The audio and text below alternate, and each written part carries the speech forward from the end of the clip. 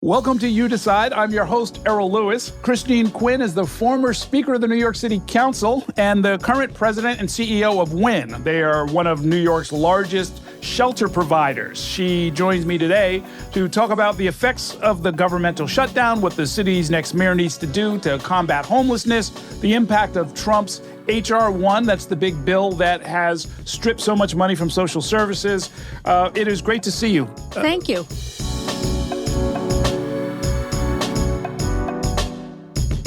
Let me start, I guess, by explain to my listeners what Quinn does, what your organization does. So we are the largest provider of both shelter and permanent supportive housing to homeless families with children.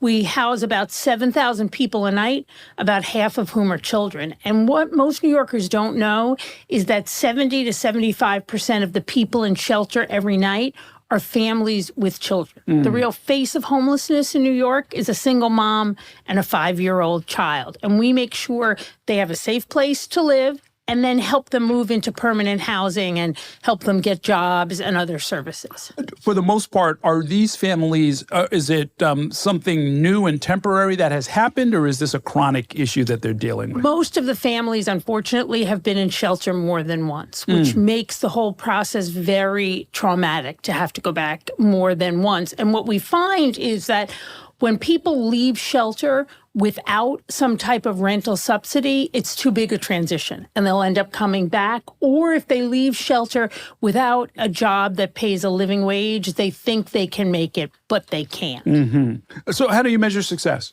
Well, one way we measure success is we do a look back, a year look back, a 2-year look back. People we moved out, are they still out of shelter? Our last one, at 1 year, 93% of the families we had moved out of shelter were still out of shelter. At 2 years, 92%. Oh, okay. Fantastic. That is good. Do you have a theory of social change? Is the idea just to help whoever comes along and then just kind of do it again and again? Or is there some larger transformation that, in theory, could put you out of work someday? So I can't believe I'm going to say this, but 10 years ago, next month, when I applied for this job, I said, I don't want to run just a social service agency. I want to run an agency that provides social services, and then the experience of the clients informs an advocacy agenda. And that's what we've built at Quinn. And our advocacy agenda is told to us by the moms and children and dads that we work with. Because our goal is, yes, to help that family, whatever they're going through, but also to change the conditions that facilitated them having to be in shelter or are keeping them in shelter longer than is necessary. What are the drivers that are sending people into shelter? Well, we see a lot of eviction, which comes down to financial realities, so not good enough paying jobs and rents that are too high. Also, we see, sadly, a lot of domestic violence, and that can cause returns to shelter, because sometimes people will leave shelter too soon and go back to a batterer. So those are two of the things. I saw that more than 140,000 New York City children, which is about 15% of students, lack permanent housing. In effect, they're homeless. The population of homeless students I saw here is larger than the entire enrollment of the Dallas public school system. What should the next mayor do about that? So we're coming out mid-October with some recommendations to the mayor. And one part of our recommendations to the next mayor, whoever they may be, we are not an electoral organization, there's a whole section on education. First, that many kids who are homeless or unstably housed, we don't have a deputy chancellor for homeless children. We need to start that right away. So we have somebody within the Department of Education who is laser focused on this population. If it was another population that was that big, they would have a dedicated leader. Second, the city council a number of years ago created something called Bridging the Gap social workers. They are placed in the shelters, in the schools, that have the highest number of children living in shelter. They help help those children and those parents deal with the issues. Then on the other side, the Department of Education has a program where they place staff in the shelters. That can really create a connection and a safety net that helps these children. And one of the things that happens when you move to shelter, you're supposed to be placed in the shelter closest to your youngest child's school. That almost never happens. They send you wherever there is an open room, so to speak. So kids can get on long, long bus rides, or moms may be taking them, on a subway to a bus to get back to the old school. So attendance can be lower than it should be. So having these extra staff can help address things like learning loss and attendance and make sure things like school busing is actually happening. Yeah, it's one of the things I remember when I used to take my son to school. Yeah. You'd see families where usually just a mom with like 3 or 4 kids. They're slumped over, they're tired, they're exhausted, they're dispirited, and it's 7:30 in the morning, right? And they're on their way to school, and they're clearly on a long ride to a school that maybe is not the right one for them. Yeah, we had a family that was in one of our shelters in East Harlem. They came from Coney Island. Both the mom and dad had a job. The child was in a charter school in Coney Island. They didn't want to leave that school, so mom quit her job, would take the child to school, then got a part-time job in a Dunkin' Donuts so she could stay in the neighborhood and then bring him back to shelter. That was one of that very brave mom testified at a community board hearing when we were citing a shelter in Coney Island. Right. And I've covered some of this with you where you tried to open something. I think it was in Staten Island, and then there was the one in Coney Island. And recently the Staten Island Advance had an article with the complaint that has been recently leveled against us that we didn't do nice landscaping in front. Oh, is that the problem? I'll take it. Oh, that's the problem now, yeah. I mean, what normally, or what I've seen happen, and this was the case in Staten Island, is there's a lot of scaremongering. They make it seem as if there's going to be, hardened sex offenders who have just come out of prison living next to your kids. And then you look at the actual scoping of it and who your organization serves, and it's kind of like, no, this is for women and children. What is wrong with you? Right.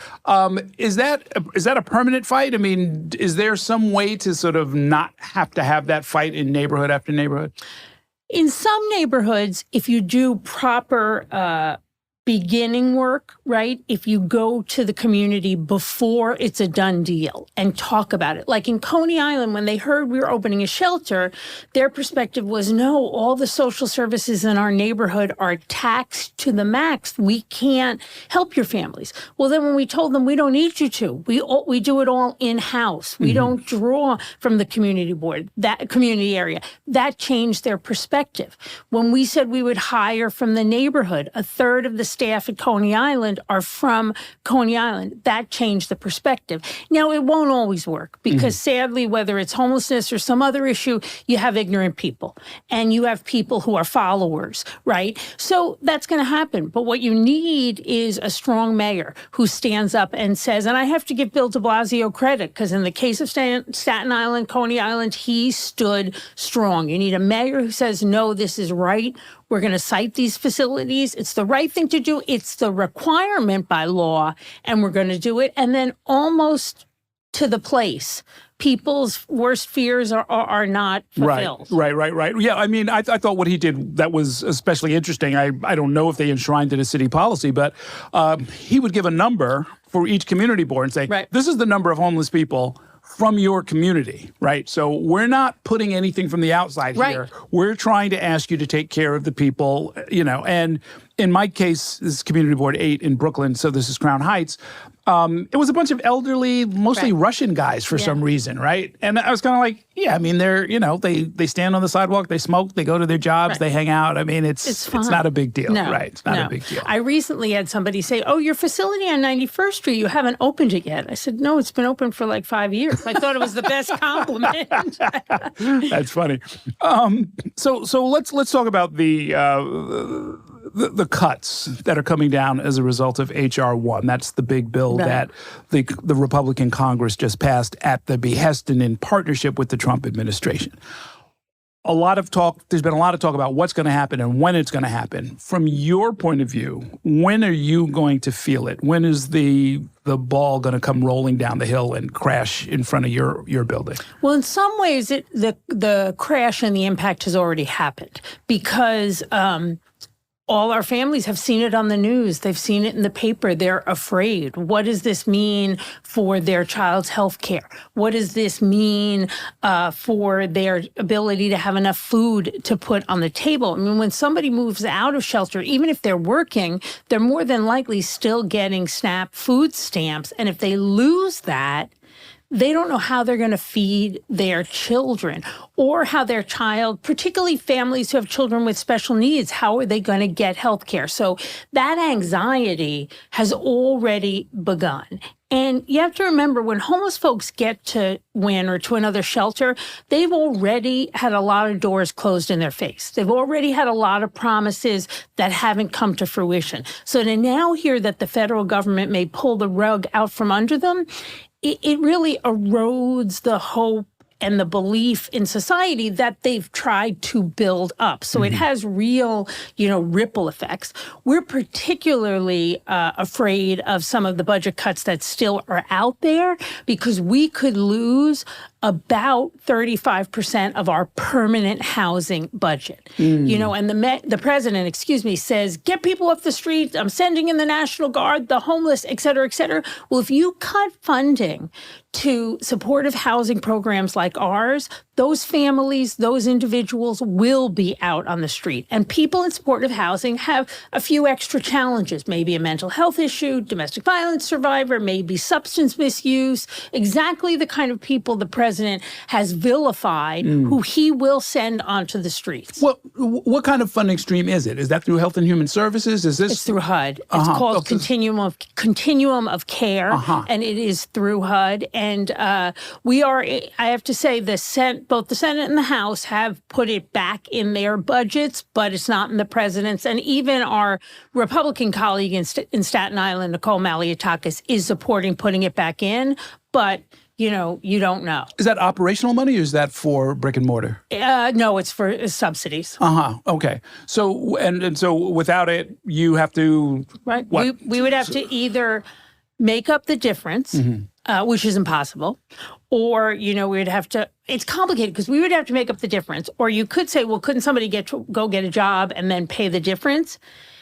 Yes, except the program isn't structured that way. So if they got a job where they could pay the difference, assuming they could, then they might lose the apartment because they're out of the income level. So right. And what about the idea of having the state try to step in? I know a lot of eyes are going to be looking toward Albany for exactly that reason. The state and the city, for that matter, under Mayor de Blasio, have done a lot on supportive housing. We want to do more, but there's going to be a lot that the state has to step in on, right? It could be supportive, food stamps, Medicaid. There is going to be a big balance sheet for the city and the state. And I think it's important that we try to minimize the balance sheet, so to speak, but we can't let the city and the state off the hook because they cannot wash their hands of this because they're going to have to, even though it's wrong, even though it's the Fed's responsibility, they're going to have to step up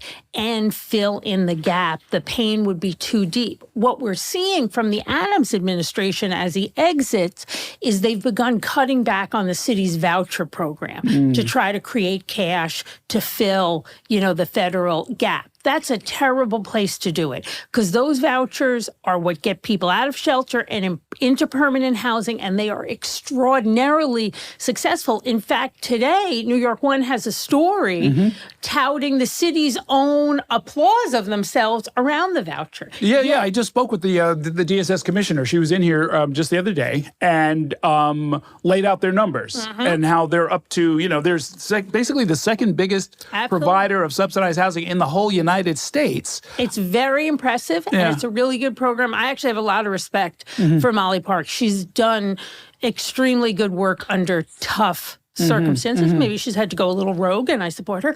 But, while she's doing her best and these numbers are impressive, Mayor Adams is cutting back the program, raising the amount of rent that homeless people have to pay into the voucher program, making other changes to try to save money. That's the wrong place to save money. What we're going to need to do is, of course, look for savings where they're not impactful, but we may have to bite the bullet and talk about raising taxes in areas and having New Yorkers who have the means to help those who don't right now. Yeah. I want to spend a little time on those numbers. I mean, it's city FEPs where they want to sort of raise okay. So the core voucher that people in need of housing get is called city FEPs. What it stands for, I have no idea. Cares, right?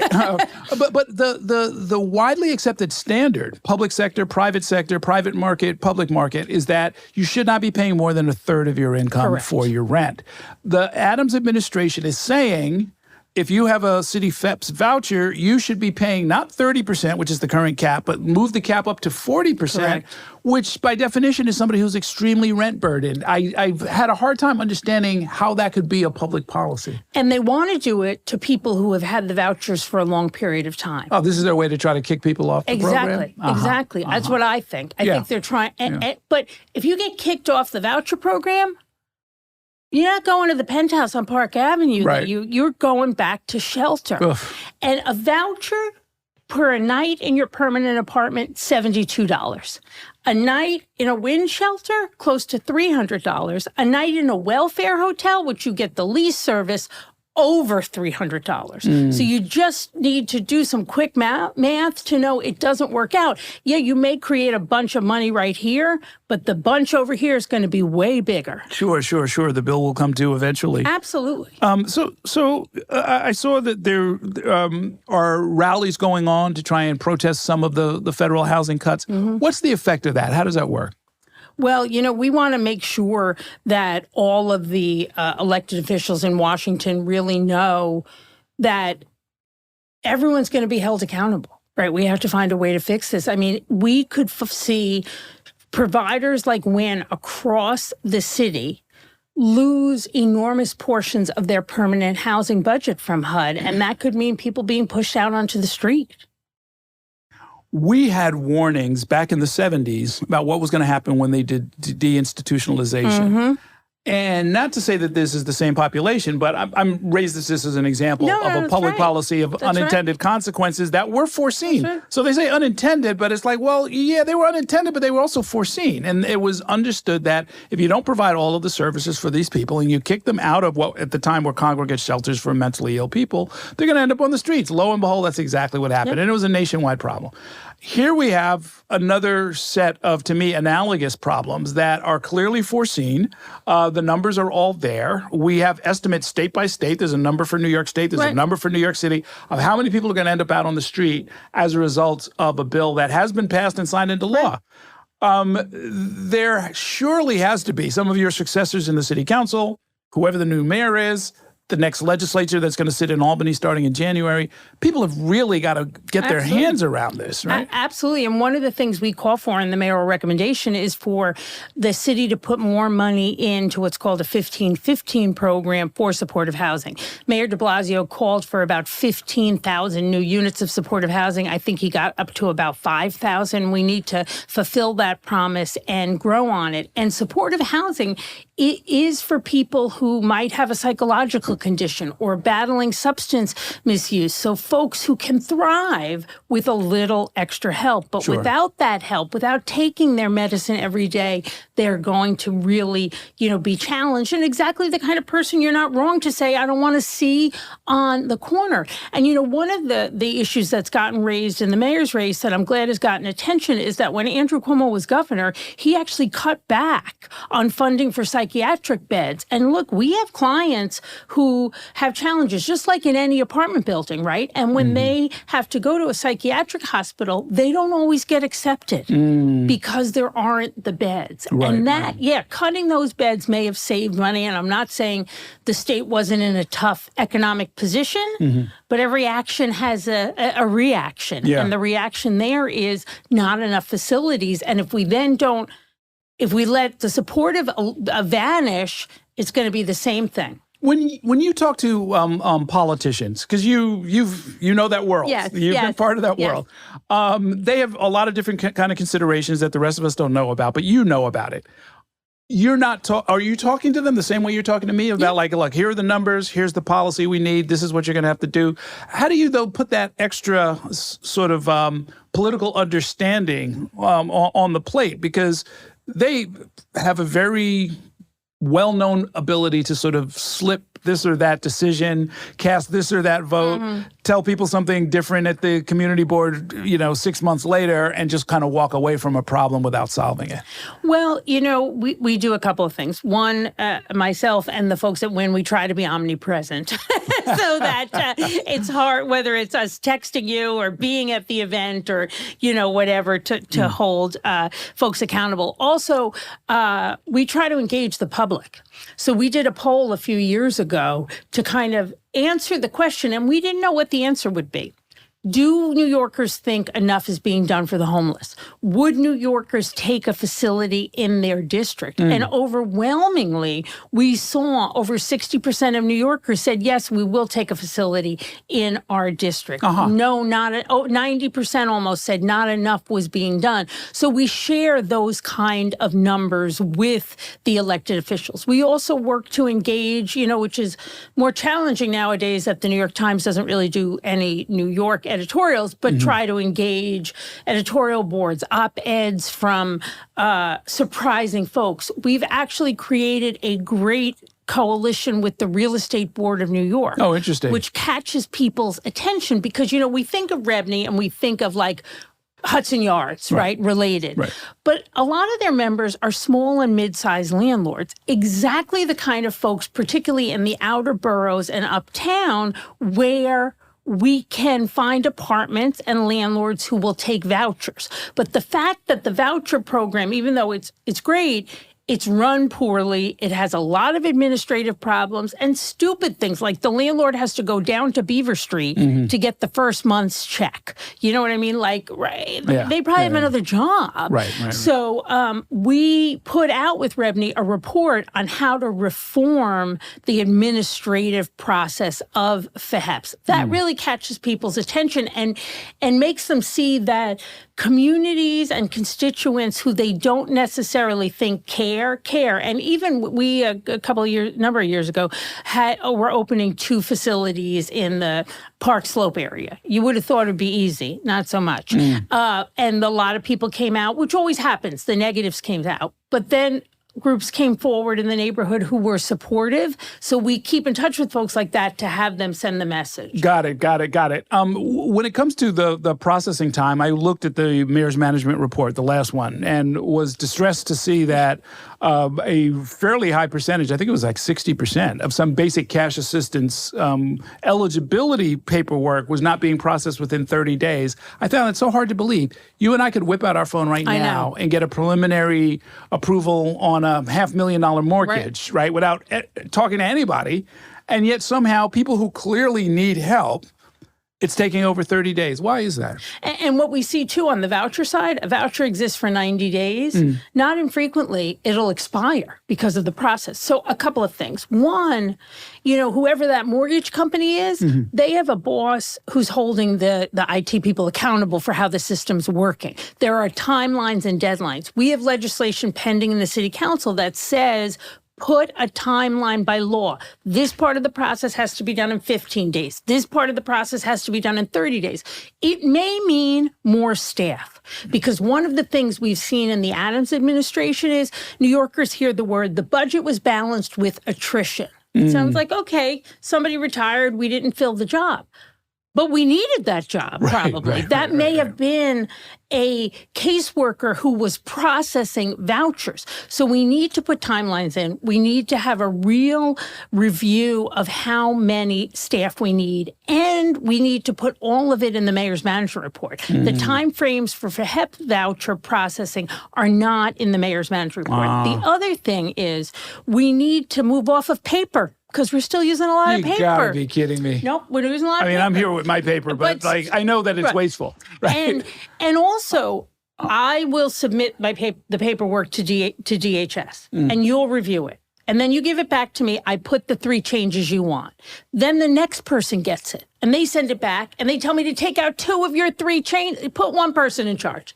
Right? Put one person in charge and it'll make a big difference. Wow. Yeah, some of that just seems kind of basic. Commissioner Park was telling me that there are laws, I believe some of them are federal, that it has to be done by a government worker. You couldn't outsource it, say, to a data firm, which is really unfortunate. Is that the kind of change that you would favor? I would look at anything. You know what I mean? I would look at anything. Another thing that's crazy is, when I was speaker, we still had a system where you would have to get an affordable subsidized apartment, you'd have to put a postcard in for each individual building, right? And then it would get put into a mail bag, I swear to God, a U.S. mail bag. They'd lock it up at night. Oh my God. When the deadline came, they'd shake the bag, they'd put it on the floor, and they'd pick 50 or whatever out. So at the councils, or my request, Mayor Bloomberg created something called NYC Connect. So you go online, you put your income, where you want to live, So if one of Wynn's housing coordinators finds an apartment, they can't just connect that person to the landlord. You have to go through NYC Connect. So that's just, we put everyone on NYC Connect, but we like to think of our housing coordinators as real estate agents. They go out in the neighborhood. They meet the landlords. They talk to people. That needs to change. However you can get an apartment, we should get it. Right. And if we need to change the federal laws, ironically, that sounds like something Donald Trump would change. Overall, the housing shortage is believed to be a function of a lot of different things, including zoning rules, including, the cost of insurance, including the property taxes and so forth. From your point of view, how much building do we need to do? And what would be the path to getting that done? So when I first started working around housing and tenant stuff at the end of the Koch administration, I sound 100 years old, if I said we need affordable housing to a group of New Yorkers, they would hear homeless and low income. If you say it today in 2025, it means we need middle-class housing, working-class housing, low-income housing, people exiting shelter, right? So, and the fact that we don't have enough at any level takes people who might be looking at a middle-class apartment, they can't find it, so they're actually renting apartments that might have been rented by people exiting shelter. It just crushes the whole system. So the amount of building we need to do is incredibly significant, and it needs to exist at many different income levels, which means that we're going to have to work in partnership with the real estate industry. I know some folks don't want to do that. It sounds like it's a bad word, but they build. Right. And I want to build at Wynn. We're going to close on a deal in March to build the biggest supportive housing facility for families in the country in the Bronx. We just built for the first time a shelter ourselves in the Bronx, the Ruby D family residence. So I want to do more building. We're working to do a building on East 100th Street also. But look, I can never build as much as the big guys and gals can build. We have to do it at every level. And there's things that a next mayor can do to help groups like Wynn build more, but we're going to need to look at every piece of property we have in this city and figure out what its highest and best use is and put it out there, like what they're looking at now in Queens at the rail yard. Tell me more about this Bronx record-breaking facility that you're working on. After Sandy, it's not what Wynn does, but the city says set up an emergency shelter. We said, fine. It was in an old intake building where people would go.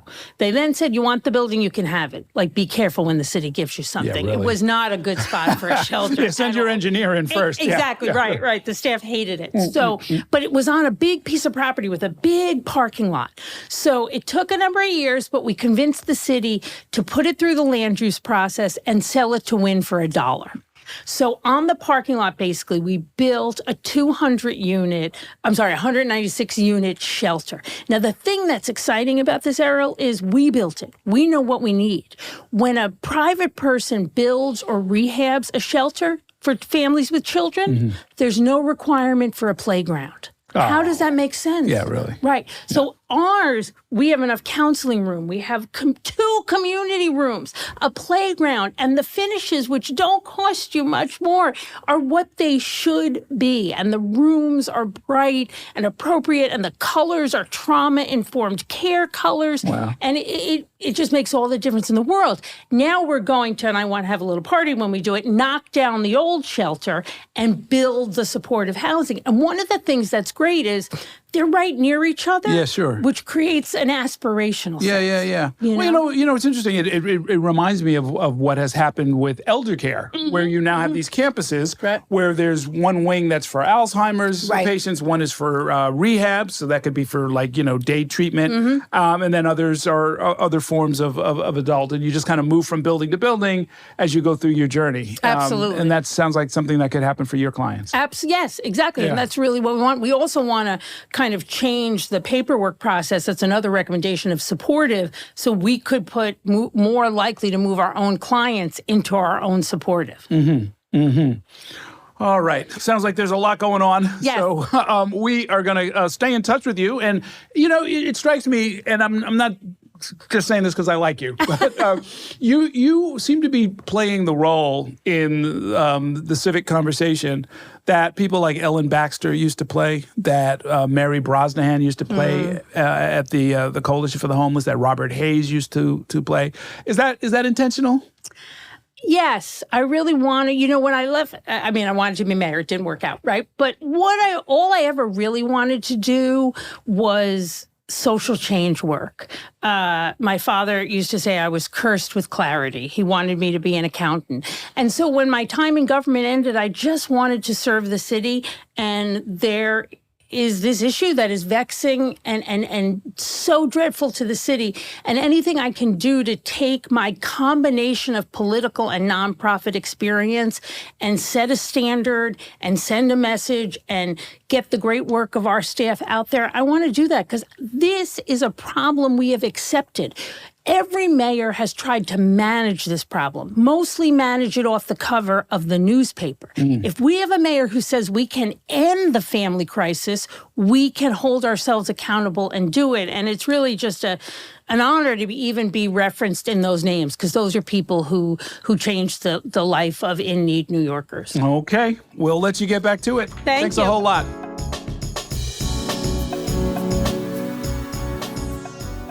If you want to keep up with what's happening in New York politics and hear more conversations with the people shaping the future of New York and beyond, subscribe to our channel. And let Spectrum News be your resource for balanced, in-depth political coverage, elections, and issues that matter to you.